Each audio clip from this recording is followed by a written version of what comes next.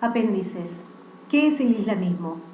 El Islam, sumisión a Dios en árabe, constituye la religión monoteísta universal más joven del mundo y en cuanto a números de fieles, con unos 1.200 millones de seguidores, disputa el primer puesto al cristianismo. Los musulmanes representan una cuarta parte de la población mundial y están repartidos fundamentalmente por un arco de 55 estados que se extiende desde la costa oriental de África hasta Indonesia, el país con la mayor comunidad musulmana, pasando por Arabia Saudí, donde se encuentran los lugares más sagrados del Islam, la Meca y Medina. La cuarta parte de los musulmanes es árabe, unos 300 millones, y habita en Oriente Medio. El almirante estadounidense Alfred Mahan acuñó en 1902 el término Middle East, Oriente Medio, para referirse a los territorios situados entre la península arábiga y la India, región intermedia entre el Near East, Oriente Próximo, y el Far East, Extremo Oriente, según la terminología utilizada entonces por los geógrafos franceses. El predominio anglosajón ha hecho común el uso del término Oriente Medio para designar el territorio que se extiende desde el Mediterráneo oriental hasta Irak e Irán. En Europa, Albania es predominantemente musulmana como Kosovo, la provincia serbia convertida en un protectorado de la ONU.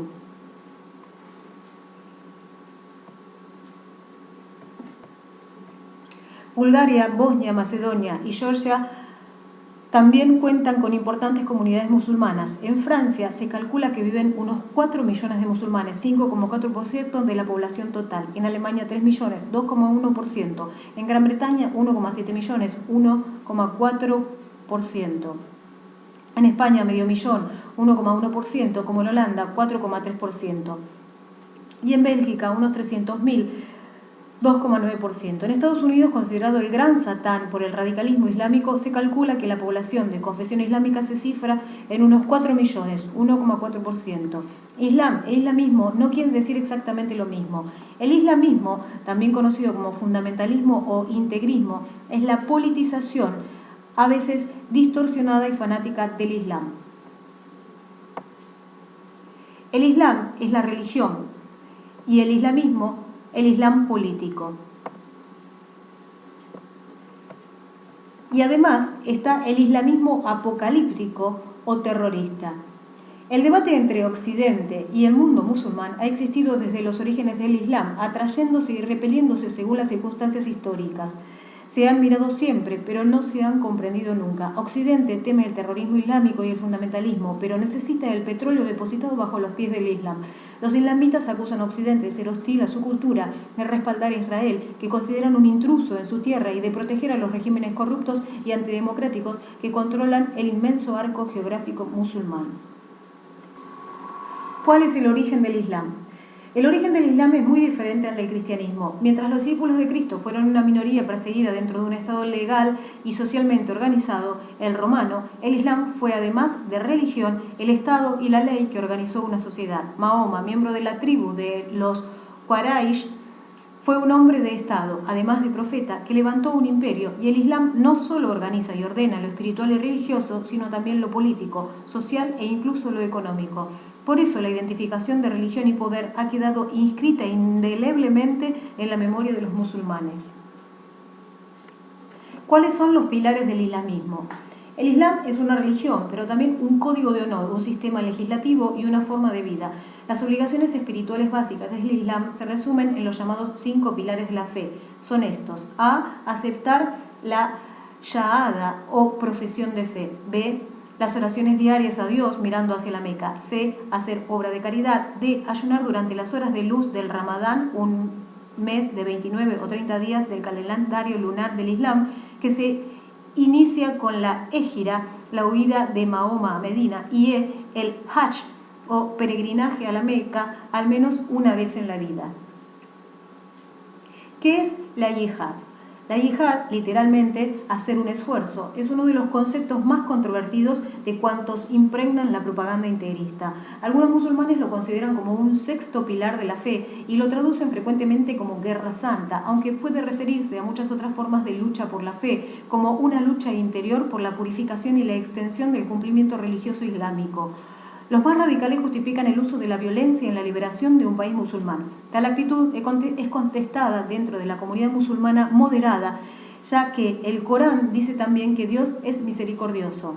La Sharia es la ley islámica tradicional, tal y como fue establecida por las primeras generaciones de juristas musulmanes. El homicida y el apóstata merecen la pena de muerte, el ladrón la amputación de la mano derecha y los adúlteros la flagelación. ¿Qué fue el califato? La palabra califato se deriva del árabe jalifa, que significa lugarteniente y se aplica al sucesor del profeta, no en su misión profética, sino solo en su dignidad como jefe de la comunidad. El califa, por tanto, no es un sumo sacerdote ni un papa, al menos según el concepto que tienen los suníes, ya que su papel se parece al del emperador del Sacro Imperio Romano de la Edad Media, con la diferencia de que en el Islam no existe separación entre la ley religiosa y la ley secular, y por tanto tampoco el dualismo entre la Iglesia y el Estado. El califa es el jefe de la comunidad islámica, Umma, el fiduciario de la ley transmitida y el comandante supremo del ejército, el príncipe de los creyentes. Los más importantes califas fueron los de Oriente, cuya capital estuvo primero en la Meca para pasar luego a Damasco y finalmente a Bagdad.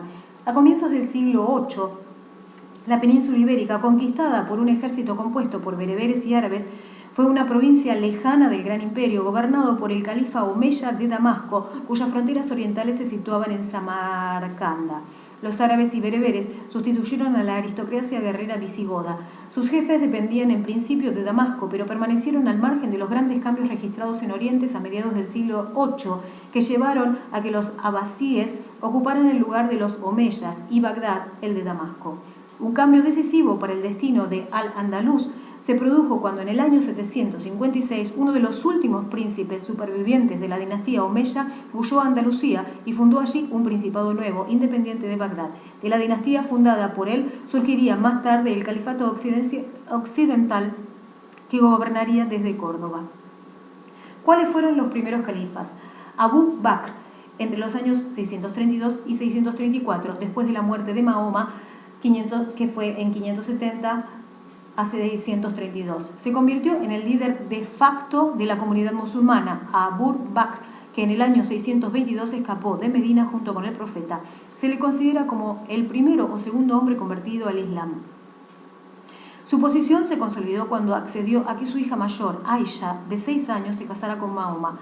A Abu Bakr le sucedió Umar ibn Abd al-Khattab, 634 al 644, que condujo a los árabes a la conquista de Arabia, parte del imperio sasánida, y las provincias sirias y egipcias del imperio bizantino. Pero Umar fue asesinado a causa de una venganza personal y su sucesión abrió el primer periodo de guerra civil en la comunidad musulmana. El elegido fue Uthman ibn Affan, 644 a 656, miembro como Mahoma de la tribu de los Quraysh, aunque concentró sus nombramientos de gobernadores provinciales entre su propio clan, lo que generó la oposición de Ali ibn Abi Talib, 656 a 661, miembro de otro clan de los Quraysh, primo de Mahoma y casado con su hija Fátima. Ali también se proclamó entonces califa y estalló la guerra. Ali fue asesinado y Muawiyah, 661 a 680, fue nombrado califa. Como afirma Albert Hourani, los primeros 4 califas, desde Abu Bakr hasta Ali, son conocidos por la mayor parte de los musulmanes como los Rashidun o correctamente guiados. Los califas posteriores se consideran desde una perspectiva distinta. A partir de este momento, el cargo se hizo hereditario en la práctica.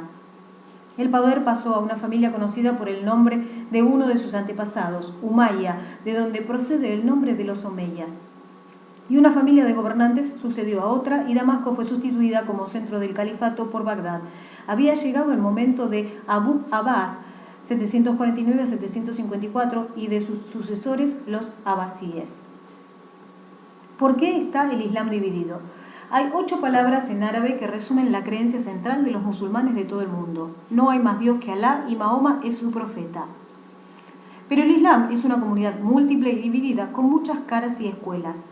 ¿Qué tienen en común? Un magnate del petróleo de Abu Dhabi y un guerrillero de Afganistán. La gran aspiración unitaria del Islam, la comunidad islámica, Umma, se frustró poco después de la muerte de Mahoma, cuya sucesión provocó el cisma político entre la ortodoxia suní, ganadora en el enfrentamiento y mayoritaria, 90% de los musulmanes, y la heterodoxia chií, rama minoritaria, excepto en Irán, al sur de Irak y parte del Líbano.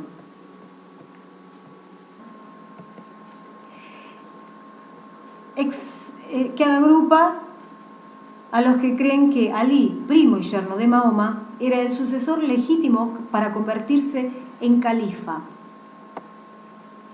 El Corán, el libro sagrado del Islam, contiene las palabras de Dios dictadas al profeta Mahoma por el arcángel Gabriel, y los chiíes consideran que cabe la interpretación del Corán a la luz de los cambios que se operan en un mundo cambiante. Albert Hourani ha escrito: la creencia en una unidad que incluye diferencias de opinión en materia legal y en la importancia atribuida al Corán y a la práctica sunna del profeta como bases del derecho, creó de modo gradual una forma de pensamiento que se conocería como sunismo, diferenciado del chiismo. ¿Cuál es la historia del Islam? El Islam ha tenido un destino manifiesto dinámico. Menos de 100 años después de la muerte de Mahoma, en el 632 después de Cristo, sus seguidores habían superado las fronteras del desierto de Arabia para conquistar y crear un imperio. Conquistaron el imperio persa y gran parte del bizantino, extendiendo su fe por el norte de África hasta España y por Oriente Medio hasta el río Indo. Desde allí, los devotos comerciantes árabes llevaron posteriormente su fe a Malasia, Indonesia, Singapur y Filipinas. Otros comerciantes introdujeron el Corán en las tribus negras de África. Los árabes musulmanes lucharon contra los cruzados cristianos y más recientemente contra los imperios europeos. La historia moderna de Oriente Medio puede situarse en 1789 con el desembarco en Egipto de la Revolución Francesa, personificada en Napoleón Bonaparte. En poco tiempo, el general Bonaparte y su pequeña fuerza expedicionaria fueron capaces de conquistar, ocupar y gobernar el país. Con anterioridad ya había habido ataques, retiradas y pérdidas de territorio en las fronteras remotas, donde turcos y persas se enfrentaban a Austria y Rusia. Pero el hecho de que una pequeña fuerza occidental invadiera uno de los centros del Islam supuso una profunda conmoción. La partida de los franceses significó, en cierto sentido, una crisis aún mayor. No fueron los egipcios ni sus señores los turcos quienes los obligaron a abandonar el país, sino una pequeña escuadra de la Marina Real Británica capitaneada por un joven almirante llamado Nelson. Esta fue la segunda lección amarga que tuvieron que aprender los árabes musulmanes. No solo podía una potencia occidental llegar, invadir y gobernar a voluntad, sino que, en caso de ser derrotada, debería ser vencida solo por otra potencia occidental. ¿Cómo se explica el declive del Islam? La clave está en el proceso de modernización. En el siglo XVI, los países de Europa Occidental se embarcaron en lo que históricamente se conoce como la Gran Transformación Occidental.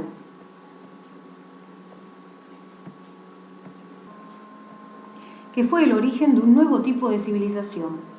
Hasta entonces, el crecimiento económico y la modernización se basaban en los excedentes de la producción agrícola. A partir del siglo XVI se apoyarían en el avance tecnológico y en la reinversión de capitales. Este cambio liberó a las sociedades occidentales de la estructura tradicional de las sociedades agrarias, y esto conllevó la demanda de cambios fundamentales en la política, en la sociedad y en la religión.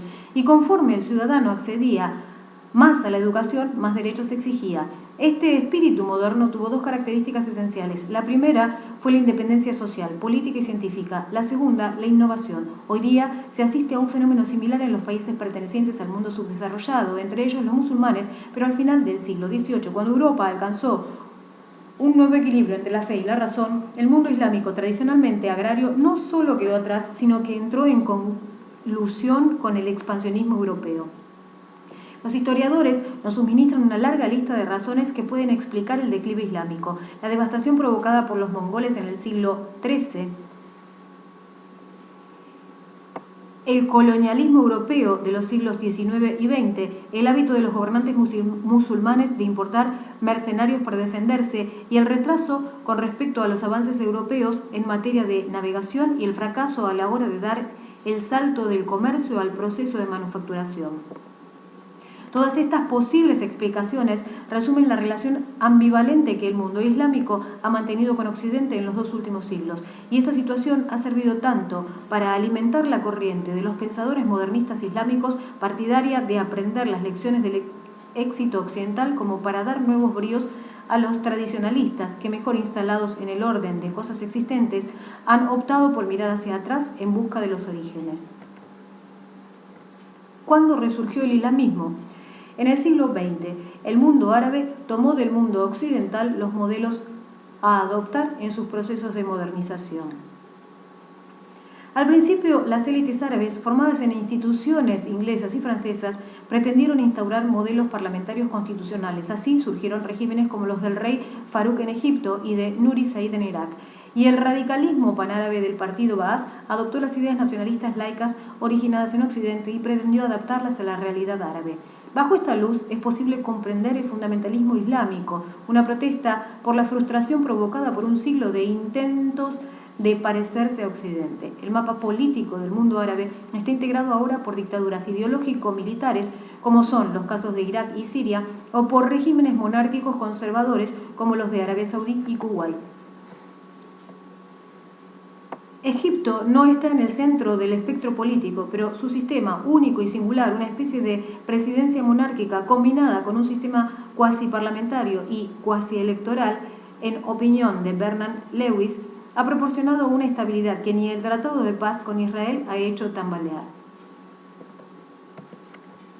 Después de la Segunda Guerra Mundial, los imperios coloniales se derrumbaron y en el mundo árabe llegaron al poder fuertes líderes nacionalistas, que además eran musulmanes, como Gamal Abdel Nasser en Egipto. A comienzos de la década del 1960 había ya un cinturón de estados independientes y predominantemente islámicos que se extendía de Marruecos a Indonesia, y el derrocamiento, caso del primer ministro Mossadegh en Irán en 1953, o el fracaso de los movimientos nacionalistas laicos atrapados en la vorágine de la Guerra Fría, tanto en la lucha contra el Estado de Israel como en el esfuerzo para el desarrollo económico con recetas capitalistas o comunistas, igualmente occidentales a ojos musulmanes, terminó convenciendo a importantes sectores de que el Islam es su última oportunidad. La ideología islamita nació a principios del siglo XX como reacción a Occidente y a Mustafa Kemal Atatürk, padre de los turcos, pueblo no árabe que optó por la occidentalización. ¿Qué significó Atatürk? Mustafa Kemal Atatürk, padre de los turcos, fundó en 1923 la República de Turquía, un concepto de nación opuesto a la versión nacional religiosa otomana que fue el califato, es decir, creó una Turquía secular, pero que no era por ello menos islámica en cuanto a creencia. La filosofía básica del kemalismo afirma que para prosperar un país debe formar parte de la civilización moderna y aceptar mucho de lo que es característico de Occidente, lo que incluye los mismos derechos para hombres y mujeres, la enseñanza de la ciencia moderna y la separación de la religión, de forma que deje de desempeñar un papel fundamental en el gobierno. Arabia Saudí, suní, wahabí, e Irán, chií, aunque compiten entre sí, son el polo opuesto. Los regímenes saudí pro-occidental e iraní antioccidental son distintos, pero tienen en común su carácter teocrático. Pese a las drásticas leyes dictadas por Atatürk en 1925, las cofradías islámicas han sobrevivido y ejercido influencia en el poder.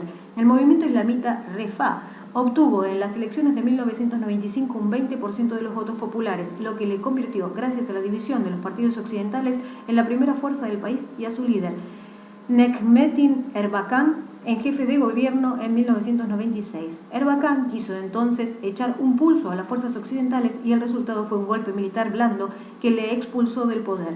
Su partido fue ilegalizado, aunque posteriormente fue sustituido por otro, y Erbakan ha tenido que rendir cuentas a la justicia, acusado de conspirar contra el carácter laico de la República.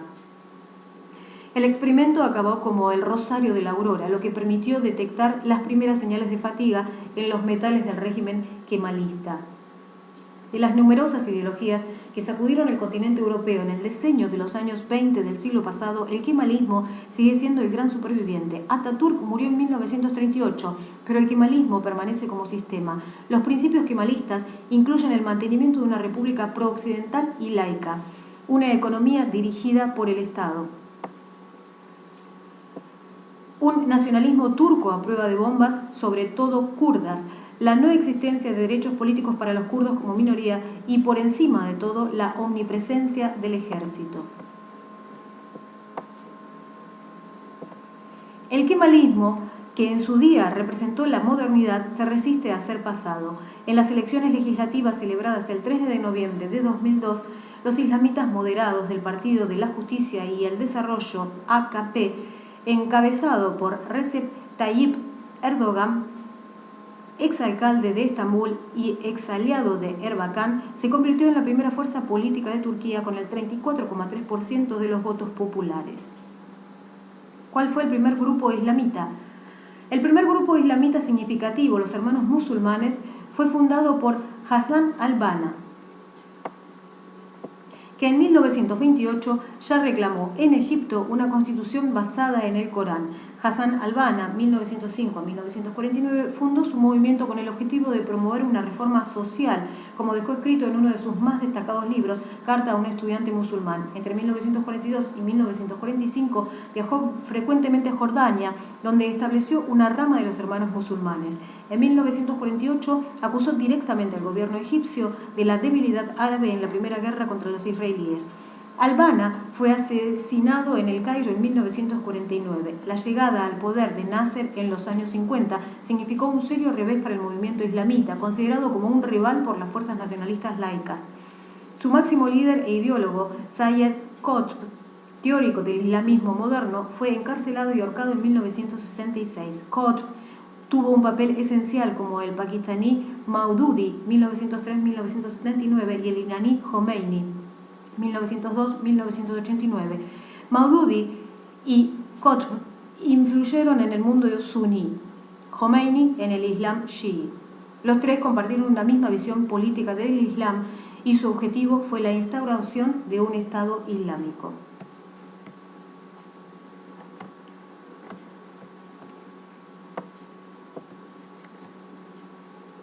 ¿Qué significó el triunfo de Khomeini?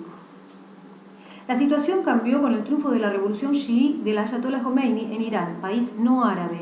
Los musulmanes viven desde entonces un redescubrimiento de sus raíces espirituales y una reafirmación del poder político del Islam. Y la revolución iraní, con la que se expulsó al Shah Reza Pahlavi, autócrata que soñaba con convertir a su país en un estado laico e industrial de tipo occidental, fue saludada como un nuevo amanecer de los pueblos islámicos. Richard Falk, profesor de la Universidad de Princeton, ha denominado la revolución chií como la primera revolución del tercer mundo, una revolución que no es ni marxista ni capitalista, sino puramente islamista. ¿Por qué este renacimiento islámico? El resurgir del Islam puede considerarse como una búsqueda de las raíces inspirada por un rechazo de los valores occidentales, es decir, una negación tanto del colonialismo occidental de los siglos XIX y XX como del comunismo con el que algunos regímenes pretendieron preservar su independencia después del proceso de descolonización política. El sociólogo francés Gilles Kepel, especialista en el Islam, explica así el resurgir del islamismo. Los años 70 estuvieron marcados por la irrupción de los movimientos islamitas militantes en la mayor parte de los países del mundo musulmán y culminaron con el triunfo de la revolución iraní en febrero de 1979, destruyendo el estado impío del Shah y edificando sobre sus ruinas una república islámica que aplicó los preceptos establecidos por el Ayatollah Khomeini a principios de la década. Los acontecimientos que tuvieron lugar en Irán trastornaron las representaciones comunes del Islam en su conjunto, lo que se consideraba una religión más bien conservadora y retrógrada, cuya pertinencia social y política estaba en declive al tiempo que progresaba la modernización, súbitamente se convirtió en el punto de mira de todas las atenciones, todas las esperanzas y todos los temores. El propio movimiento islamita, cuya existencia era desconocida para mucha gente, fue asociado a una revolución de un perfil impreciso, pero cuya naturaleza parecía tan radical como antioccidental. Para Keppel, el resurgir del islamismo, cuyo inicio lo sitúa en la guerra árabe-israelí de 1973, que permitió a Arabia Saudí y al resto de los productores de petróleo la multiplicación de los precios, ha sido posible por la alianza de tres grupos bien distintos. El primer grupo está integrado por la juventud pobre y urbana, que según qué países representa entre el 40 y el 65% de la población. Son jóvenes frustrados, sin empleo y que no han conocido la colonización, lo que hace que centren su ira en el Estado postcolonial que no ha sabido resolver sus problemas. Es esta juventud la que comenzó a manifestarse en Argelia en 1988 contra el estado de cosas vigente. El segundo grupo es una pequeña burguesía islamista emergente, pero que no tiene acceso al sistema político, tanto en los países que se dicen socialistas, donde el poder pertenece por lo general a los militares, como en los países monárquicos, donde son unas pocas familias las que disfrutan del poder. Esta pequeña burguesía, integrada por comerciantes o pequeños empresarios, no es revolucionaria, pero quiere desbancar a los que ocupan el poder.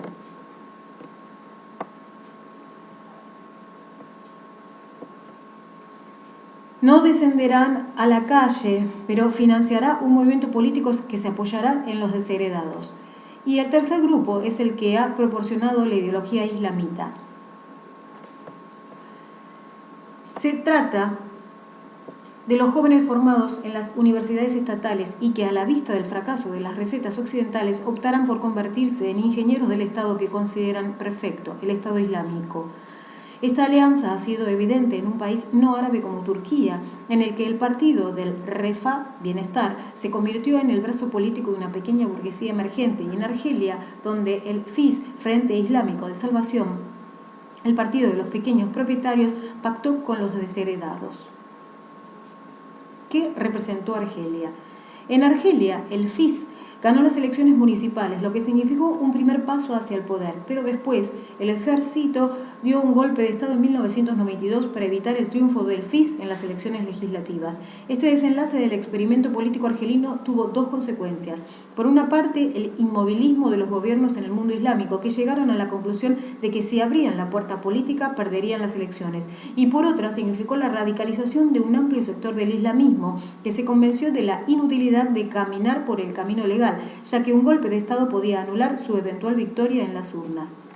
El caso argelino es un buen ejemplo, pero no el primero. En Egipto, entre 1923 y 1952, el partido Wafd, que pretendía reducir la influencia británica en el país, ganó las 17 elecciones celebradas, pero solo se le permitió gobernar en 5 ocasiones. ¿Cómo se fracturó el islamismo? El islamismo nunca ha sido un movimiento político unitario y supranacional. Antes, al contrario, el islamismo tiene características propias según de qué país se trate. El islamismo no tiene ni un gobierno común, ni mucho menos un ejército supranacional. Pero evidentemente, el triunfo de la revolución de Jomeini hizo que en Occidente se tuviera una imagen prácticamente monolítica del islamismo como ideología política. Esta imagen, sin embargo, se rompió apenas un año después de la caída del muro de Berlín. En 1990, el presidente iraquí Saddam Hussein decidió invadir Kuwait, y esta iniciativa acabó volviéndose contra el islamismo. Arabia Saudí, que en la guerra Irán-Irak de 1980 a 1988 había apoyado a Saddam Hussein, vio entonces cómo su antiguo patrocinado amenazaba sus intereses. Saddam se apoyó también en el islamismo para actuar contra Kuwait y Arabia Saudí, dos petromonarquías, y el resultado fue la profundización de la fractura del islamismo. Gilles Kepel afirma que la guerra contra Irak rompió la alianza política entre Estados Unidos y las monarquías petrolíferas por un lado, con los partidarios de la yihad por otro. Osama Bin Laden pasó de su cruzada antisoviética a la oposición a la presencia de tropas norteamericanas, infieles desde el punto de vista islámico, en Arabia Saudí, sede de los lugares más sagrados del Islam. ¿Quiénes son los talibanes? Talibán es el plural en persa de Taleb, que puede traducirse como buscador de la verdad. Los talibanes surgieron en 1994 de las escuelas coránicas madrasas de Kandahar, Afganistán, y Karachi y Lahore, Pakistán. Esta milicia estaba formada por jóvenes de confesión suní mayoritaria en Afganistán y fueron apoyados por Estados Unidos. Arabia Saudí y Pakistán en la guerra civil que siguió a la derrota soviética en 1989. Los talibanes propugnaban una interpretación muy rígida del Islam, la cultura y contra la inserción de la mujer en la vida social. Bin Laden, a quien Estados Unidos responsabiliza de los atentados del 11 de septiembre contra Nueva York y Washington, formó parte de los grupos islámicos que en los años 80 recibieron ayuda económica de Estados Unidos. ¿Qué es el wahabismo? La mayoría de los movimientos rigoristas islámicos suníes, que como el talibán exigen la depuración de sus sociedades de toda ignorancia pagana, están inspirados en la salafiyya. Los salafíes son ulemas o pensadores seglares extremadamente escrituristas que, como indica su nombre de salaf, primeros compañeros del profeta, se basan en una obediencia absoluta al ejemplo de Mahoma. Entre los salafíes destacan los hermanos musulmanes, pero la corriente que primero alcanzó una situación de predominio político absoluto fue el wahabismo, que dirige ideológicamente a Arabia Saudí. El wahabismo, fundado en el siglo XVIII por el reformador puritano Ibn Abd al-Wahhab, 1703 a 1792, representa una reacción impetuosa contra Occidente y patrocina la aplicación rigurosa de todas las conminaciones y prohibiciones en los ámbitos jurídicos, moral y privado.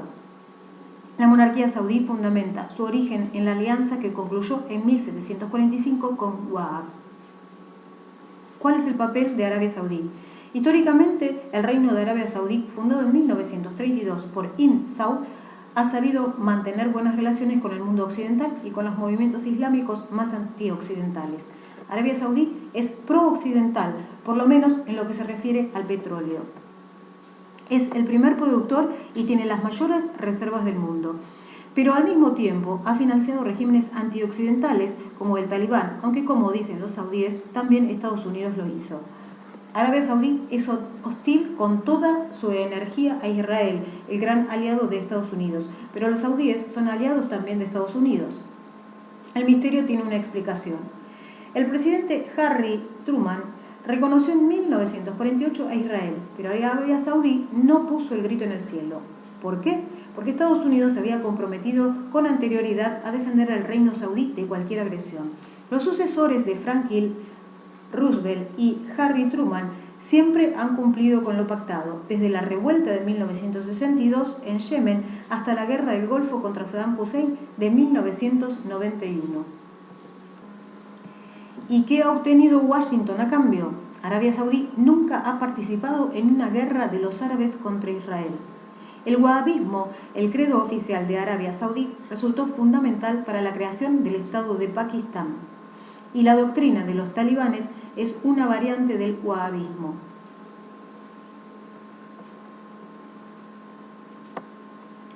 Un cuarto de siglo después de la llegada al poder de Jomeini, el resultado de la revolución iraní y la multiplicación del terrorismo mueven a algunos observadores occidentales, como Gilles Kepel, a afirmar que el islamismo ha fracasado como fórmula política. A finales de la década de 1990 fue un momento crucial. En Egipto, el terrorismo integrista perpetró una matanza de turistas occidentales en Luxor. Y en Argelia se sucedieron las atrocidades cometidas por el grupo islámico armado Jia, que antes había roto con el FIS. Estas acciones, protagonizadas por grupos en los que el wahabismo tiene una fuerte influencia, subrayaron el desarrollo de un terrorismo cuyo nacimiento, al menos en parte, responde a una ironía de la historia. Estados Unidos y Arabia Saudí financiaron a los movimientos islámicos que lucharon en Afganistán contra los soviéticos. Después estos movimientos crearon sus propios grupos en sus tierras de origen, Egipto o Argelia, para enfrentarse a los regímenes que consideran aliados de Occidente. ¿Cómo surgió Osama Bin Laden? Osama Bin Laden, multimillonario saudí y líder de Al-Qaeda, es el símbolo de los activistas que comulgan con la ideología que invoca una interpretación rigurosa de los textos sagrados según la tradición vigente en Arabia Saudí. Al-Qaeda, por esto, no tiene su origen en el islamismo inspirado por Hassan al-Banna en la década de 1920. En realidad, es producto de los años 80 y de la Guerra Fría, cuando Estados Unidos, Arabia Saudí y Pakistán financiaron a los muyahidines islámicos para que se enfrentaran a las tropas soviéticas en Afganistán. Después, una vez derrotada la Unión Soviética en 1989 y consumada la Guerra del Golfo, el primer objetivo de Bin Laden fue el derrocamiento de la monarquía saudí, a la que acusa de solicitar el despliegue de tropas estadounidenses en su suelo. Una eventual invasión de Irak por parte de Estados Unidos podría reforzar el apoyo social a Bin Laden y su organización terrorista. Avanzan los partidos islamistas. El islamismo moderno pide a Occidente que apoye la celebración de elecciones democráticas en la región. La alternativa, dicen los hermanos musulmanes, que son ilegales en Egipto, es el terrorismo. Pero Occidente sigue convencido de que en el mundo musulmán las elecciones significan un hombre, un voto, una vez. Desde el 11 de septiembre, la percepción de que Washington es hostil al Islam ha coincidido con el avance de los partidos islamitas en los mundos árabe y musulmán. En las elecciones celebradas en el año 2002 en Pakistán, Bahrein y Marruecos y Turquía, Estos partidos han experimentado fuertes progresos. En el mes de septiembre, los islamitas se hicieron con 42 escaños, antes 14, en las elecciones legislativas celebradas en Marruecos, donde el Parlamento cuenta con 325 diputados. En octubre, los islamitas conquistaron 78 de los 392 escaños en juego en las elecciones pakistaníes, y en Bahrein, que celebró sus primeros comicios al Parlamento en 30 años, lograron hacerse con 40 puestos en la Cámara. La flota estadounidense desplegada en el Golfo tiene su cuartel general en Bahrein. En Turquía, los islamitas moderados del Partido de la Justicia y el Desarrollo lograron la mayoría absoluta. ¿Qué es Palestina? No hay ninguna región del mundo que supere a Palestina, escenario con poca geografía y mucha historia en cuanto a planes de paz per cápita. Pero el conflicto palestino-israelí no encuentra la salida del túnel. Por esta estrecha franja de tierra han desfilado desde hace 2000 años judíos, griegos, romanos, árabes, cruzados, otomanos, británicos, franceses y las dos superpotencias de la Guerra Fría, Estados Unidos y la Unión Soviética, que apadrinaron a Israel y árabes radicales, respectivamente. Pero no hay que engañarse. El conflicto es entre judíos que en 1948 fundaron su Estado tras la emoción suscitada por el Holocausto y palestinos que no tienen Estado en su propia tierra. Una vez acabada la Guerra Fría y después de 5 guerras, los optimistas pensaron que había llegado el momento del entendimiento. Se equivocaron. El proceso, iniciado en 1993 con Bill Clinton en la Casa Blanca, rozó la paz, pero fue un espejismo. Bajo el fuego cruzado de los radicales de ambos bandos, la negociación entre el líder palestino Yasser Arafat y el primer ministro israelí Isaac Rabin, asesinado en 1995 por un extremista judío, ha desembocado en otro estallido de violencia. Lo único que se ha superado es el mito de una tierra palestina sin pueblo, el palestino, para un pueblo, el judío, sin tierra palestina. Como hace 100 años, cuando se aceleró la imaginación judía a Palestina, esa misma tierra se la siguen disputando 2 pueblos. ¿Cuál es el origen remoto? Todo empezó con Abraham. Deja su tierra y tus parientes y la casa de tu padre y ve a la tierra que te mostraré. Dice Yahvé a Abraham. Génesis 12:1. Acompañado por los suyos. Abraham abandonó Ur en Caldea y emprendió camino hacia la tierra de Canaán, el futuro Eretz Israel, la tierra de Israel. Entonces Dios prometió a Abraham: daré esta tierra a tu descendencia. Génesis 12:7. Basándose en esta promesa divina, los extremistas judíos reivindican Eretz Israel, incluida Judea y Samaria, nombres bíblicos de Cisjordania. Pero Abraham tuvo 2 hijos, primero Ismael, nacido de Agar, y después Isaac, nacido de Sara. Según la tradición religiosa, los judíos son descendientes de Isaac, los árabes de Ismael. Los judíos se consideran los descendientes auténticos de Abraham porque Sara era la esposa legítima del patriarca, mientras que Agar era la sierva egipcia. El pueblo árabe considera que Ismael era el primogénito, pero lo que debería tener prioridad sobre Isaac. ¿Qué fue la diáspora? El pueblo judío se dispersó por el mundo a partir del año 70 de la era cristiana, después de la destrucción por los romanos del segundo templo de Jerusalén, el de Herodes, construido sobre las ruinas del templo de Salomón, que según la tradición contenía el arca de la alianza. Del templo de Herodes solo queda en pie el muro de las lamentaciones. Los palestinos también han adoptado el término diáspora para referirse a su dispersión tras las guerras libradas contra Israel en 1948 y 1967. ¿Quiénes son los palestinos? Los palestinos son árabes que vinculan su origen a Palestina, una estrecha franja de territorio que se extiende desde la costa oriental del Mediterráneo hasta el río Jordán. El término romano de Siria-Palestina del siglo II de la era cristiana se refiere al tercio sureño de Siria e incluía a la antigua Judea. En el año 636, tras la batalla de Yarmouk, que puso en fuga a los ejércitos bizantinos, los ejércitos de la península arábiga tomaron Jerusalén, donde entró solemnemente 2 años después el califa Omar. Los califas omeyas respetaron los santos lugares y edificaron varias mezquitas, entre ellas las de la Roca, que es el monumento islámico más antiguo que se conserva en la región. La cúpula de la Roca, Qubat as-Sakra, es el tercer lugar santo del Islam, y en los años 1300 años siguientes, salvo en el periodo de las cruzadas, Palestina fue un distrito administrativo de imperios o gobiernos con capitales en otros lugares. En 1517, Selim I anexionó Egipto y Palestina al Imperio Otomano, que mantuvo su control sobre Jerusalén hasta su derrota en la Primera Guerra Mundial.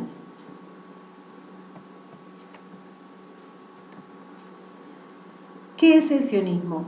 El sionismo surgió como respuesta nacionalista al antisemitismo europeo. El antisemitismo hizo que a finales del siglo XIX muchos judíos se replantearan la cuestión de su identidad colectiva. Impresionado por la condena del capitán judío francés Dreyfus, 1894, a cuyo juicio en París por presunto espionaje a favor de Alemania asistió como corresponsal de prensa Theodor Herzl, 1860-1904, escritor judío nacido en Budapest y establecido en Viena, experimentó lo que él mismo definió como su conversión al judaísmo, o si se quiere, al sionismo, cuyo nacimiento algunos autores sitúan en Rusia a mediados del siglo XIX.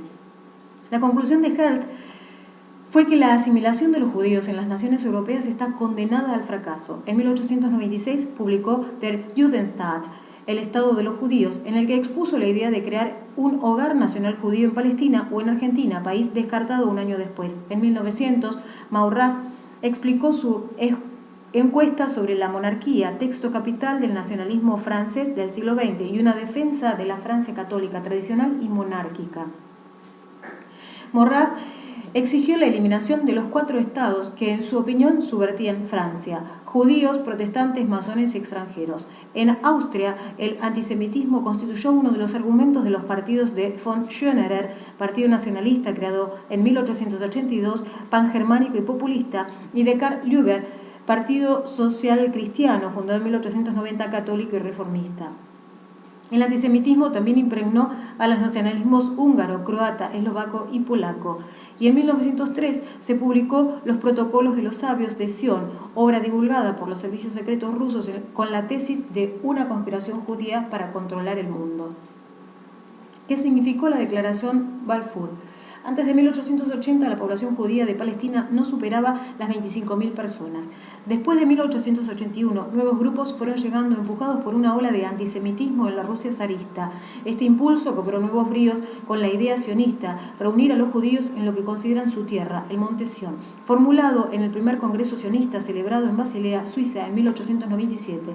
La afluencia de judíos fue incentivada cuando en 1917 el ministro británico de Asuntos Exteriores, Arthur Seymour Balfour, emitió la siguiente declaración dirigida a Lord Edmund Rothschild, presidente de la Federación Sionista de Gran Bretaña. El gobierno de Su Majestad ve con agrado el establecimiento en Palestina del hogar nacional judío, pero la declaración añadía: nada deberá hacerse en perjuicio de los derechos de las comunidades no judías existentes.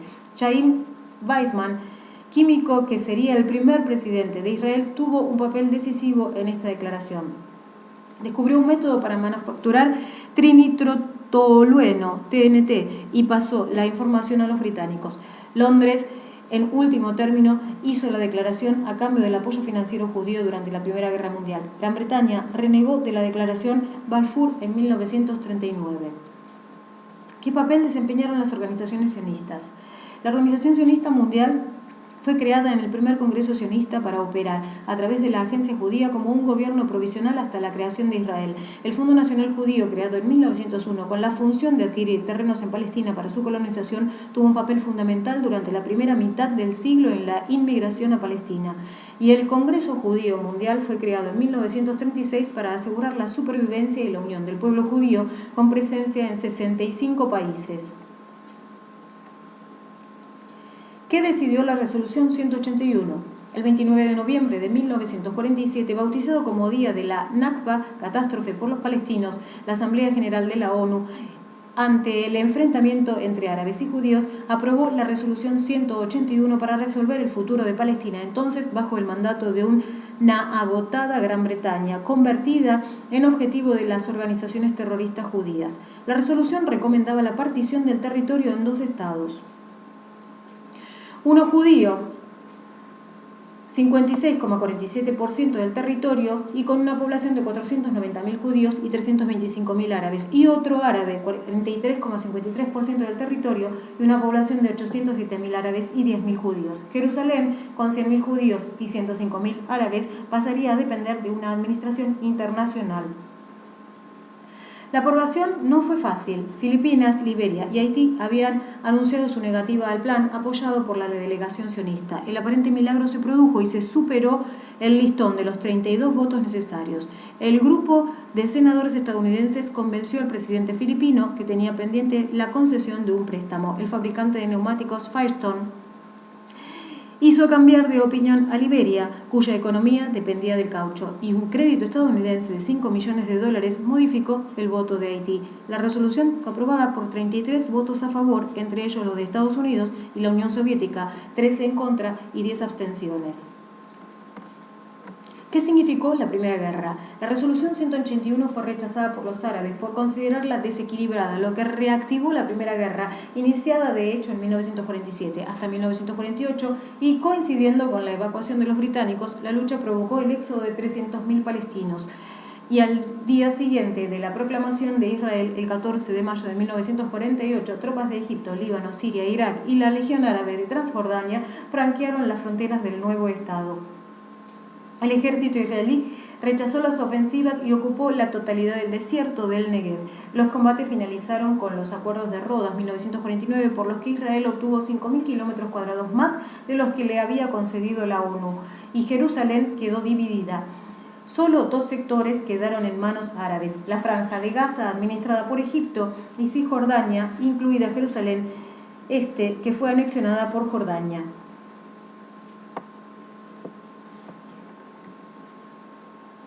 ¿Cómo cambió el mapa en 1967? En 1967, a causa de un bloqueo egipcio, Israel atacó a Egipto, Jordania y Siria. Y al cabo de una victoriosa campaña relámpago, del 5 al 10 de junio, ocupó los altos del Golán, Siria, Cisjordania, Jerusalén Este, Gaza y la península del Sinaí, Egipto. Fue la tercera guerra árabe-israelí. La segunda se libró en 1956, cuando los israelíes, en connivencia con británicos y franceses, lanzaron una ofensiva frustrada por Estados Unidos contra Egipto tras la nacionalización del Canal de Suez por Gamal Abdel Nasser. La guerra de 1967 tuvo profundas consecuencias en la sociedad israelí, que se dividió en dos. Por un lado, los palomas, que proponían que los territorios ocupados fueran negociables. Y por otro, los halcones, partidarios de abarcar toda la tierra posible del Israel histórico. La resolución 242 del Consejo de Seguridad de la ONU, aprobada el 22 de noviembre de 1967 y reiterada en 1973 por la resolución 338, exige la retirada israelí y consagra el principio de territorios por paz. Uno de sus principales artífices fue Lord Caradon, embajador británico de las Naciones Unidas de 1964 a 1970, que en su testamento pidió ser enterrado con la bandera palestina. Durante años, Arafat repudió la resolución 242, entre otras cosas, porque describe la causa de los palestinos como cuestión humanitaria y no nacional. El redactado de la cláusula operativa 1 de la resolución 242 también es polémico, porque en su versión inglesa el Consejo de Seguridad pide la retirada de territorios ocupados y en su versión francesa pide la retirada de los territorios ocupados. Es decir, la versión inglesa, ante la ausencia del artículo definido los, implicaría que el Consejo de Seguridad solo pide la retirada de algunos territorios ocupados. Por el contrario, la versión francesa, con el artículo los, pide la retirada de todos los territorios ocupados. El hecho de que estos dos idiomas sean oficiales y de trabajo en la ONU ha provocado que la polémica sea interminable. Las versiones en ruso, español y chino, idiomas oficiales pero no de trabajo, coinciden con las letras en francés, ya que estas expresarían más acertadamente el espíritu de todas las resoluciones 242. ¿Qué valor tienen los altos del Golán? Israel ocupa 1.150 de los 1.675 kilómetros cuadrados de los altos del Golán, altiplanicie que se anexionó en 1981 después de conquistarla en 1967. Esta anexión fue condenada por la ONU con solo 2 votos en contra, Israel y Estados Unidos. En los años 60, la importancia del Golán era esencialmente militar. Desde la altiplanicie, sirios y palestinos podían atacar sin riesgo a los colonos de Galilea en el norte de Israel y del lago Tiberíades. La importancia militar ha disminuido, pero el Golán sigue teniendo un gran valor estratégico. Sus fuentes de agua alimentan afluentes del río Jordán. ¿Qué papel desempeña el agua?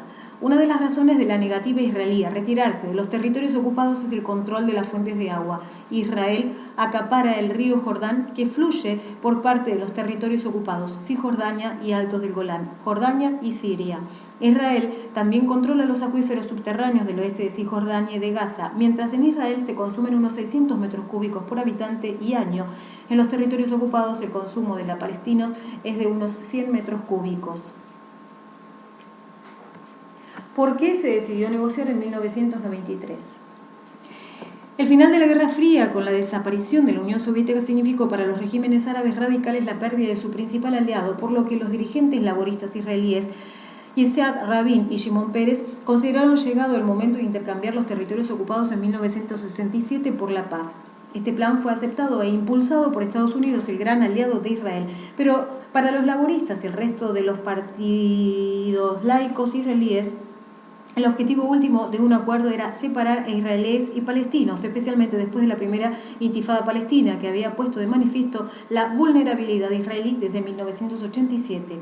Pero para la derecha israelí, integrada por el Likud y los partidos religiosos, la guerra de 1967, con sus conquistas territoriales, fue entendida de otra manera: la posibilidad de cumplir el sueño del gran Israel.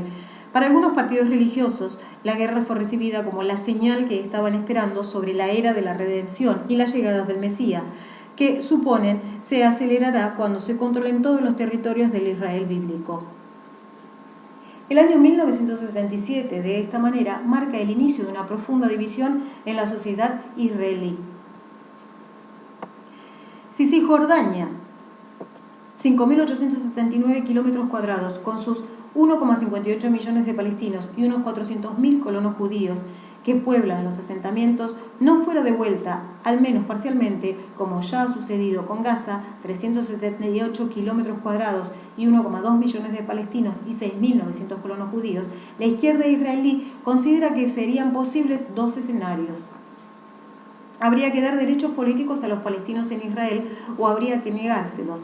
Si sucediera lo primero, Israel, entonces, con un 40% de árabes, ya no sería el Israel actual, es decir, un Estado judío, sino el Ulster de los últimos 3 decenios, un país con dos comunidades enfrentadas.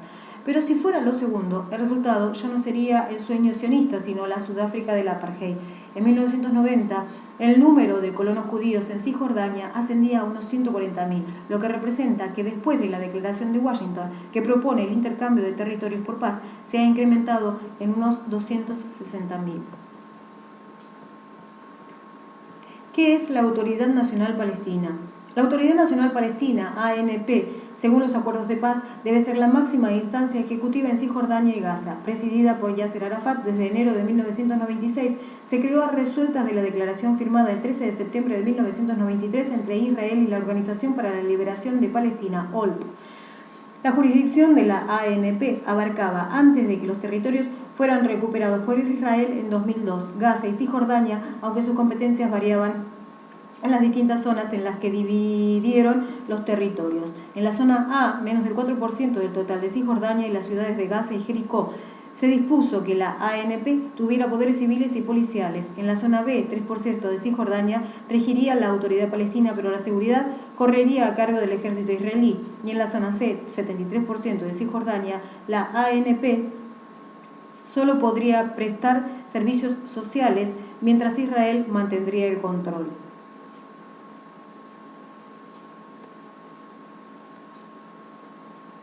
¿Cuáles son las organizaciones palestinas? La OLP, creada en 1964 y presidida desde 1968 por Yasser Arafat, es la organización paraguas del amplio movimiento palestino. Según su carta fundacional, su principal objetivo es movilizar a los palestinos para recuperar su hogar usurpado. En 1986, sin embargo, Arafat reconoció al Estado de Israel y su derecho a unas fronteras seguras. La OLP, representante legítimo del pueblo palestino, está integrada por 3 órganos: el Comité Ejecutivo, el Comité Central y el Consejo Nacional de Palestina, que ha funcionado como un parlamento hasta la fundación de la Autoridad Nacional Palestina. Al-Fatah, fundado en 1957 por Arafat, es el principal grupo integrante de la OLP, en la que ingresó en 1968. Al-Fatah fue expulsado de Jordania en 1970 tras el sangriento Septiembre Negro y se trasladó al Líbano, de donde también fue expulsado en 1982 cuando Israel invadió el país. Arafat se instaló entonces en Túnez. Los dos principales movimientos palestinos contrarios al proceso de paz de 1993 son Yihad Islámica y Hamas. Yihad Islámica, fundada en 1980, radical y clandestina, fue el motor de la primera intifada, revuelta palestina. Hamas, organización formada por las iniciales en árabe de Movimiento de Resistencia Islámica, que significan entusiasmo, fue fundado en 1987 por el jeque Ahmed Yassin. Su objetivo es la construcción de un Estado Islámico en el territorio de Palestina administrado por el mando de Gran Bretaña, es decir, el Israel actual más Gaza y Cisjordania. La ANP reclama los territorios ocupados desde 1967, Cisjordania y Gaza, para construir su propio Estado junto a Israel. ¿Qué significó la primera intifada? La primera intifada, a consecuencia de la ocupación israelí y de la continua implantación de asentamientos judíos, estalló en 1987 y se prolongó hasta 1993. El 8 de diciembre de 1987, un camión de colonos israelíes arrolló en Gaza un automóvil en el que viajaban trabajadores palestinos, 4 de los cuales murieron. Los habitantes de Gaza tomaron entonces la calle. La intifada, que en sus 3 primeros años se cobró la vida de unos 900 palestinos y medio centenar de israelíes, modificó la ecuación del conflicto y propició el acuerdo de 1993.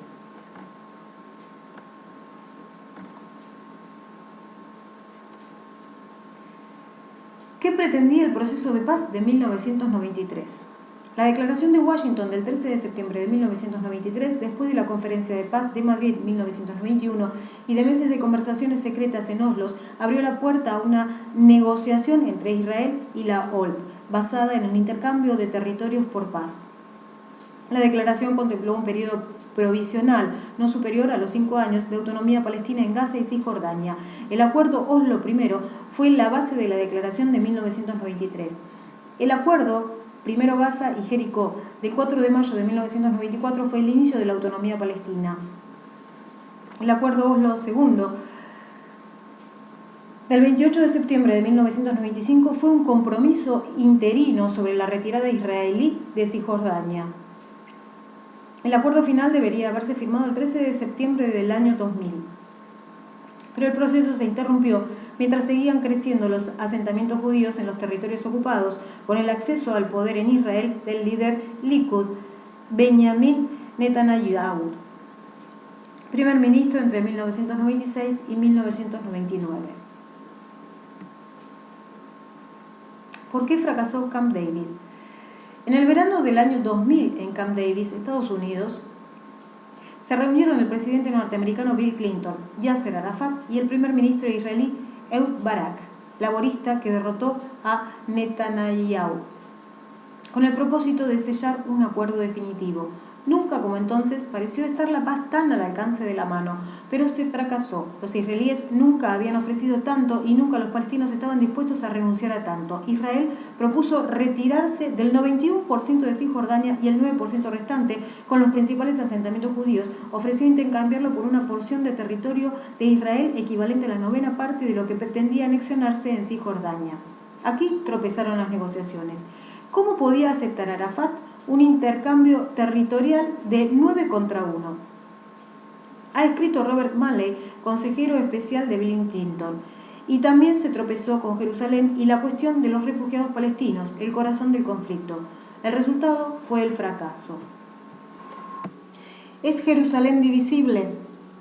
Con respecto a Jerusalén, la ciudad con lugares sagrados para judíos, musulmanes y cristianos, Israel ofreció en Camp David a los palestinos la soberanía sobre los barrios árabes de la parte este, pero no sobre la explanada de las mezquitas que los judíos llaman Monte del Templo y que los musulmanes conocen como Haram al-Sharif, el noble santuario, donde están el Domo de la Roca y la mezquita al-Aqsa.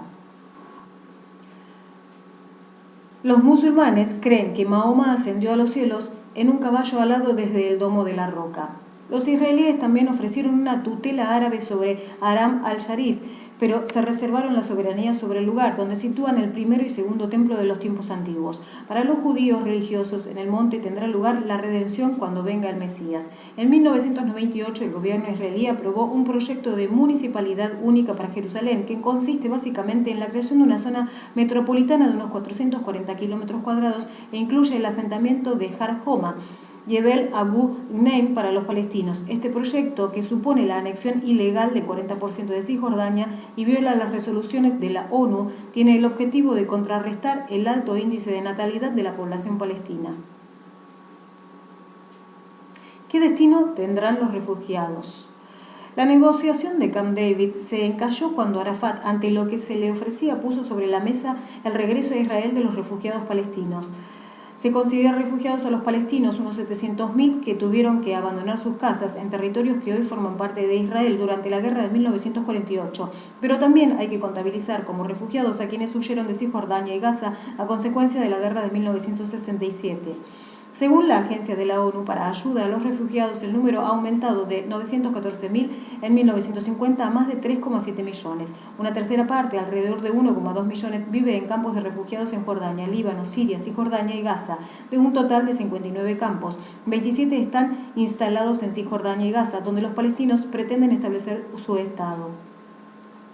El gobierno laborista israelí se negó a aceptar el regreso de los refugiados a Israel por considerar que dinamitaría los fundamentos del Estado judío. Israel, con 6 millones de habitantes, de los que 1 millón son palestinos, tendría que admitir en un territorio de 22.000 kilómetros cuadrados a unos 4 millones de refugiados.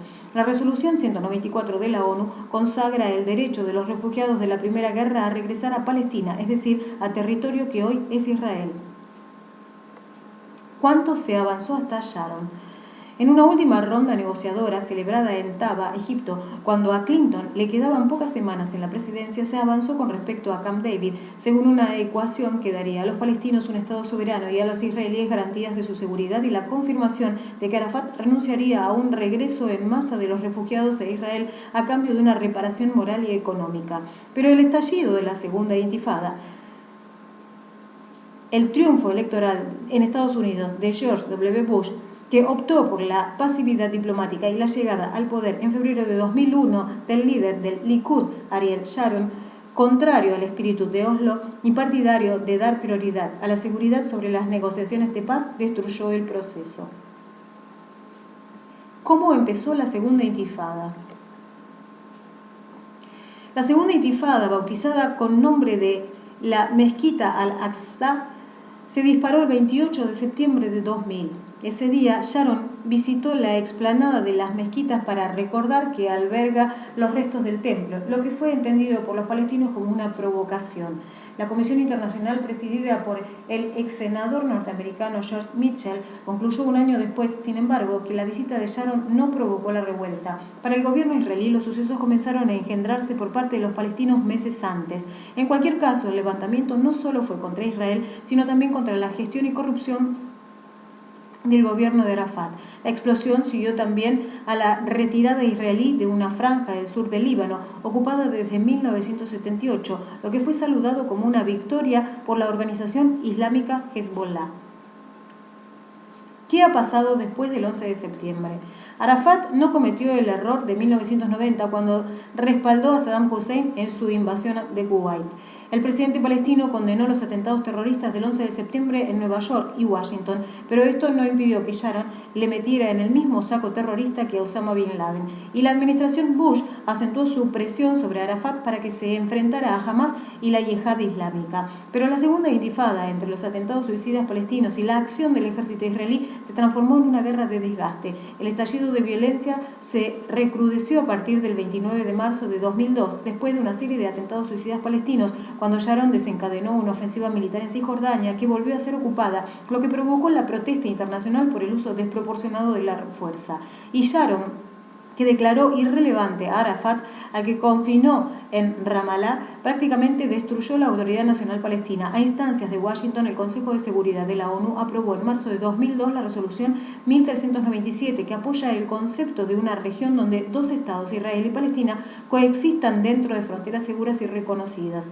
El príncipe heredero de Arabia Saudí propuso un plan de paz basado en el intercambio de paz por territorios ocupados, pero la operación militar israelí Muro de Defensa, que anuló la autonomía palestina, retrotrajo el conflicto a la situación existente antes de la declaración de Washington en 1993.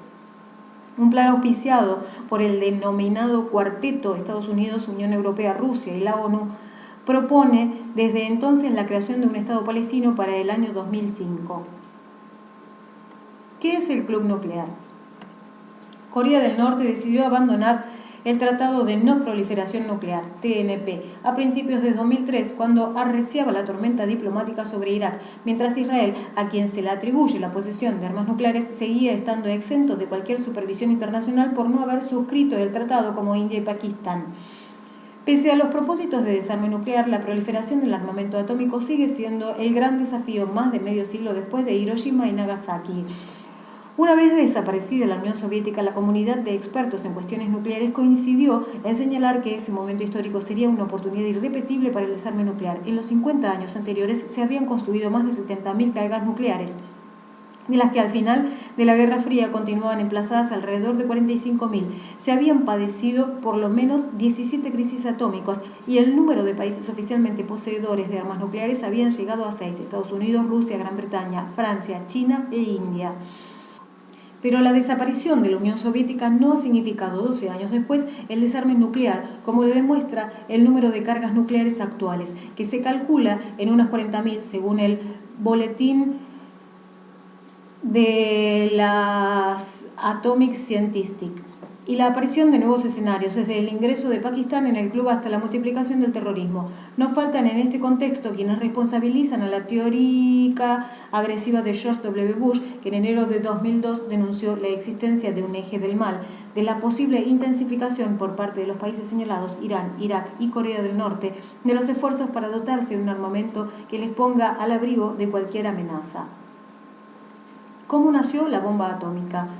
El 16 de julio de 1945, en el desierto de Nuevo México, Estados Unidos, el sol pareció salir en 2 ocasiones. La segunda vez, el horizonte se iluminó como corresponde por lo general a un caluroso día de verano. La primera había sido con el ensayo de una bomba atómica, el anuncio de una nueva era. Horas después, apenas iniciada la conferencia que Harry S. Truman, Winston Churchill, después Attlee y Joseph Stalin celebraban en Potsdam, Alemania, el presidente estadounidense recibió un telegrama procedente de Washington con ese mensaje: Baby well born.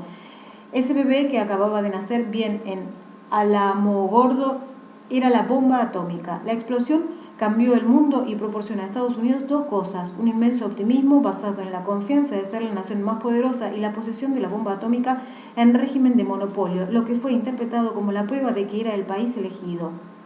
Para empezar, Alamogordo tuvo un fuerte impacto en la conferencia de Potsdam, donde sí se confirmó, y no en Yalta, la división del mundo en esferas de influencia. Los megatones aumentaron la talla de Truman frente a Stalin. La primera bomba atómica fue arrojada por Estados Unidos sobre Hiroshima, una ciudad de Honshu, la principal isla japonesa, el 6 de agosto de 1945. Unas 200.000 personas murieron a causa de la explosión y de la lluvia radiactiva. La segunda bomba fue lanzada sobre Nagasaki, en la isla de Kyushu, 3 días más tarde, provocando la muerte de otras 110.000 personas. El historiador Bruce Lee, autor de Marching Orders, The Untold Story of World War II, mantiene que Truman fue informado el 18 de junio de 1945 de que la invasión provocaría unas bajas que oscilarían entre el 30 y el 35% del total de las tropas en los primeros 30 días de operaciones. Según documentos hechos públicos sobre las comunicaciones japonesas interceptadas por Washington, los Magic Submarines, Tokio habría ofrecido a Moscú un acuerdo para repartirse Asia a cambio de que los soviéticos arrancaran a estadounidenses y británicos una rendición aceptable para los japoneses. Una semana después fue arrojada la bomba sobre Hiroshima y los rusos, que pudieron interpretar el lanzamiento de la bomba como el anuncio de la Guerra Fría, invadieron Manchuria. ¿Qué significa el equilibrio del terror? La Guerra Fría fue una forma de enfrentamiento en la que Estados Unidos y la Unión Soviética no asumieron el riesgo de combatirse directamente, sino que lo hicieron por otros medios o por terceros interpuestos. Fue una situación de enfrentamiento entre un bloque occidental de ideología liberal, geopolítica marítima y bajo liderazgo estadounidense y un bloque oriental de ideología marxista, geopolítica continental y bajo liderazgo soviético. Precisamente a consecuencia del equilibrio del terror derivado del hecho de que ambas potencias poseyeran la bomba atómica, la Unión Soviética realizó su primera prueba nuclear en 1949. El pensador francés Raymond Aron calificó la situación de paz imposible, guerra impensable. Así fue con la excepción de la periferia, donde los aliados de Estados Unidos y la Unión Soviética libraron la fase caliente del conflicto. El 22 de octubre de 1962, con la crisis de los misiles en Cuba, fue el momento culminante del equilibrio del terror. Fue el primer examen de la doctrina de la disuasión, según la cual el equilibrio nuclear entre Washington y Moscú alejaría la amenaza de una confrontación. Moscú retrocedió ante el precipicio. ¿Qué ocurre en la posguerra fría? Los atentados del 11 de septiembre en Nueva York y Washington han modificado los cálculos sobre las características de las futuras amenazas terroristas. Desde el ataque con aviones comerciales contra las Torres Gemelas y el Pentágono, la idea de que un grupo de fanáticos pueda adquirir y utilizar armamento nuclear, biológico o químico ya no es impensable.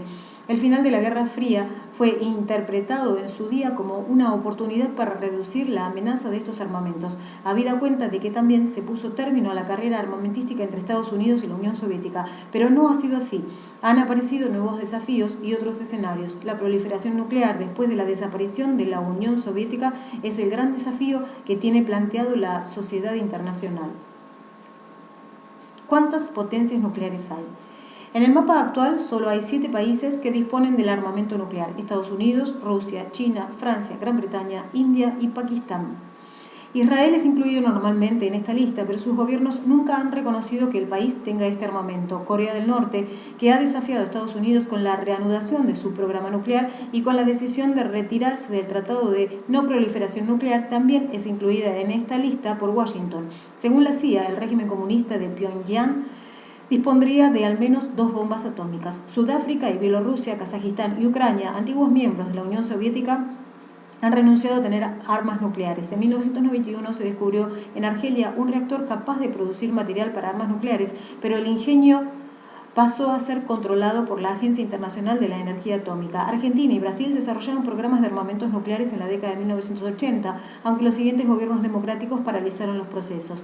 Después de la toma de posesión de Luiz Inácio Lula da Silva como presidente de Brasil el 1 de enero de 2003, el nuevo ministro de Ciencia y Tecnología, Roberto Amaral, levantó una polvareda al afirmar que nadie puede prohibir a Brasil investigar sobre la bomba atómica. Según Amaral, Brasil seguirá respetando el Tratado de No Proliferación, pero añadió que algún día este tratado podría ser ignorado y Brasil debe estar preparado para esta situación.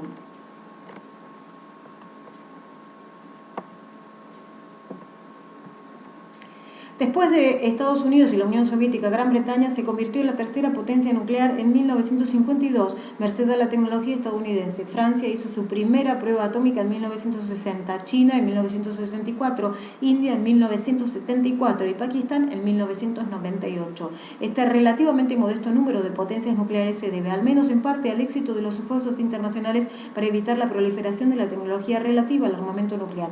A principios del siglo XXI, sin embargo, el avance puede estar en entredicho. La situación comenzó a cambiar en mayo de 1998, cuando las pruebas realizadas por Pakistán ampliaron el club atómico. ¿Por qué Irak?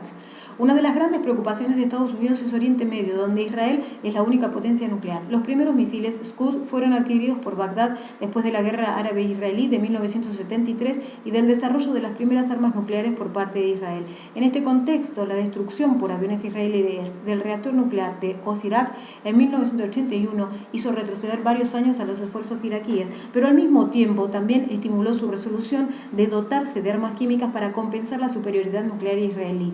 Si Irán o Irak llegaran a disponer de armamento atómico, la nueva situación supondría un cambio sustancial en el equilibrio de poder en la región. El servicio de inteligencia alemán, el BND, estimó en principios de 2002 que Irak podría estar en condiciones de construir armas nucleares en el plazo de 3 a 5 años si contaba con ayuda exterior. ¿Qué arsenales hay? Estados Unidos, que ha realizado 1030 pruebas nucleares, más que todo el resto del mundo, posee un arsenal de más de 6.000 cabezas nucleares estratégicas susceptibles de ser instaladas en misiles con un alcance de 13.000 kilómetros, es decir, capaces de alcanzar cualquier objetivo en el mundo, según la Arms Control Association. A Rusia, que ha realizado 715 pruebas nucleares, la misma fuente le calcula también más de 6.000 cabezas nucleares estratégicas y misiles con un alcance de 11.000 kilómetros. En mayo de 2002, George Bush y Vladimir Putin firmaron un acuerdo para reducir estos arsenales hasta un listón que en los próximos 10 años oscilaría entre 1.700 y 2.200. Este compromiso fue saludado por Bush como la liquidación del legado de la Guerra Fría. Las dos superpotencias nucleares disponen además de miles de armas nucleares tácticas, es decir, de corto y medio alcance. Una vez reducidos sus arsenales, Estados Unidos y Rusia aún podrían destruir el mundo varias veces.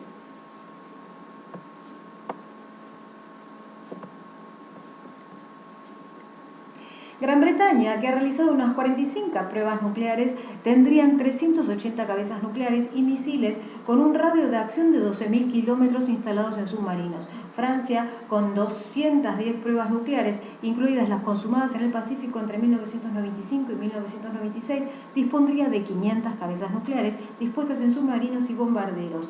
China, con 45 pruebas, tendría 450 cabezas nucleares desplegadas sobre todo en tierra. Los arsenales chinos incluirían entre 18 y 24 misiles, según el Monterrey Institute, capaces de alcanzar territorios estadounidenses. India, que inauguró el año 2003 con el lanzamiento de un misil con el propósito de disuadir a Pakistán en el conflicto por Cachemira, contaría con 65 cabezas nucleares y misiles con un alcance de 2.500 kilómetros. Israel dispondría de un centenar de cabezas nucleares y misiles de 1.500 kilómetros de alcance. Y Pakistán, merced a la cooperación china, contaría con 25 cabezas nucleares y misiles con un radio de acción de 1.500 kilómetros. ¿Dónde tiene Washington sus bombas? Durante la Guerra Fría, Estados Unidos almacenó armas nucleares en 27 países y territorios, según el Bulletin of the Atomic Scientists, que basó su información en documentos del Pentágono desclasificados en 1999. Actualmente Estados Unidos es la única potencia nuclear que también tiene desplegadas armas nucleares fuera de su territorio nacional. Bombas estadounidenses están estacionadas en Gran Bretaña, Alemania, Bélgica, Grecia, Italia, Holanda y Turquía.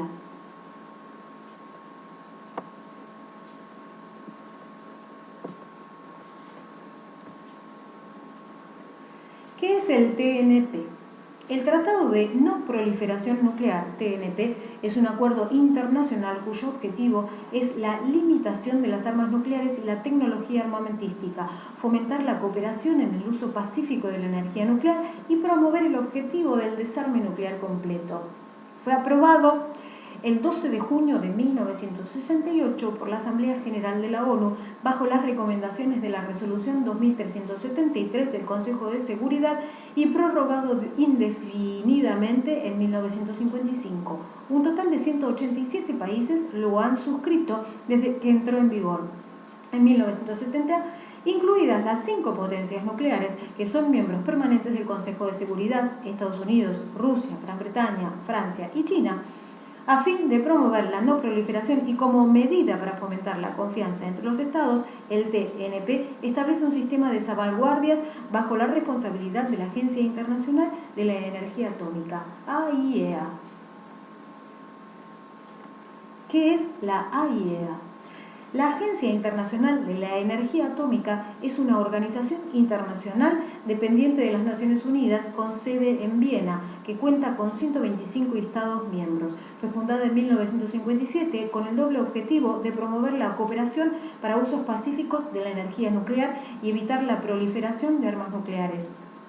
Este último objetivo se realiza a través de un programa de inspecciones, auditoría y contabilidad de materiales nucleares para garantizar que no sean desviados para el desarrollo de armamento. ¿Tiene puntos débiles el TNP? El TNP tiene puntos débiles. Israel, por ejemplo, posee armas nucleares, pero está exento de cualquier supervisión porque no ha suscrito el tratado, como India y Pakistán. El tratado, además, es un régimen jurídico con muchas lagunas. Los miembros del club nuclear han puesto el acento en evitar que otros países puedan obtener tecnología nuclear militar, pero han orillado otro tipo de proliferaciones como la vertical, es decir, la que permite el incremento cualitativo de los arsenales de los países oficialmente nucleares. La prórroga indefinida del tratado ha convertido las conferencias quinquenales que celebran sus miembros en ejercicios retóricos, sin mecanismos que permitan a los países no nucleares presionar a los que poseen armas atómicas a cumplir con sus obligaciones. La prórroga del tratado mantiene un esquema de no proliferación que de hecho convierte la posesión de armas atómicas en un privilegio que permite mejorar a un país su estatus político. ¿Qué países están también bajo sospecha? Irak, aparte, Estados Unidos sospecha también del régimen teocrático de Irán, al que acusa de desarrollar armamento atómico aprovechando su programa nuclear. El semanario Time ha publicado que Irán estaría experimentando un misil con un radio de acción en torno a los 500 kilómetros. Otro régimen siempre sospechoso es el encabezado por el coronel Libio Gaddafi, a quien se le suponen ganas para dotarse de un misil de unos 300 kilómetros de alcance. El embargo decretado por la ONU contra Libia habría, sin embargo, frenado las ambiciones nucleares de Gaddafi. ¿Por qué Corea del Norte? La tensión actual entre Estados Unidos y Corea del Norte arranca con el acuerdo firmado por ambos países en 1994, un año después de que Pyongyang amenazara con abandonar el TNP, al que se adhirió en 1985. El acuerdo estipuló que el régimen de Pyongyang, a cambio de recibir petróleo de Estados Unidos, Japón y Corea del Sur, congelaría e incluso desmantelaría su programa de armamento nuclear. Pero el 29 de enero de 2002, la administración Bush incluyó a Corea del Norte en el eje del mal y el 4 de octubre siguiente el régimen comunista admitió que desde finales de los años 90 estaba desarrollando un programa secreto de enriquecimiento de uranio. Washington, Seúl y Tokio suspendieron entonces su suministro de petróleo. Las últimas iniciativas de Pyongyang han sido la expulsión de los inspectores internacionales y la decisión de retirarse del TNP. Washington ha optado por la vía diplomática y no por la confrontación, que no solo amenazaría con graves consecuencias para Corea del Sur y Japón, sus aliados, sino que además provocaría las iras de China, el primer socio comercial y político de Corea del Norte.